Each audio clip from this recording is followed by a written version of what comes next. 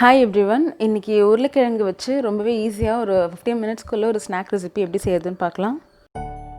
அதுக்கு நான் ஒரு பவுலில் 1/4 கப் அளவுக்கு ரவை சேர்த்துருக்கேன்.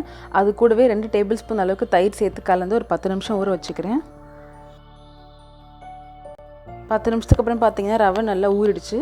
இப்போ இது கூடவே நான் ஒரு உருளைக்கிழங்கை அவிச்சு நல்லா மசிச்சு வச்சுருக்கேன், அதையும் சேர்த்துக்கிறேன்.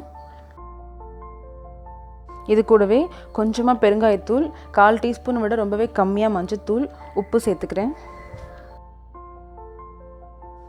1/2 டீஸ்பூன் சாட் மசாலா, 1/2 டீஸ்பூன் காரப்பொடி, 1/2 டீஸ்பூன் மிளகுத்தூள் சேர்த்துக்கிறேன்.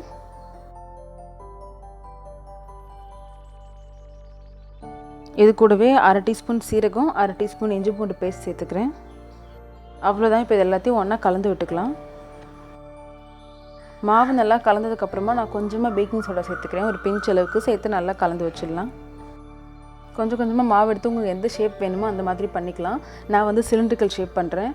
எந்த ஷேப் வேணுமோ பண்ணிவிட்டு கார்ன்ஃப்ளவரில் இதை நல்லா துவைச்சி எடுத்துருங்க. கார்ன்ஃப்ளவரில் புரட்டி எடுத்ததுக்கப்புறமா இதை அப்படியே சூடு பண்ண எண்ணெயில் போட்டு நல்லா கோல்டன் கலர் வர வரைக்கும் பொரிச்சு எடுத்துட வேண்டியது தான். ரொம்பவே ஈஸியான அண்ட் டேஸ்டியான ஒரு ஸ்நாக் ரெசிபி. ஒரு 15 மினிட்ஸ்க்குள்ளே பண்ணிடலாம். ஸோ கண்டிப்பாக ட்ரை பண்ணி பாருங்கள். தேங்க்ஸ் ஃபார் வாட்சிங்.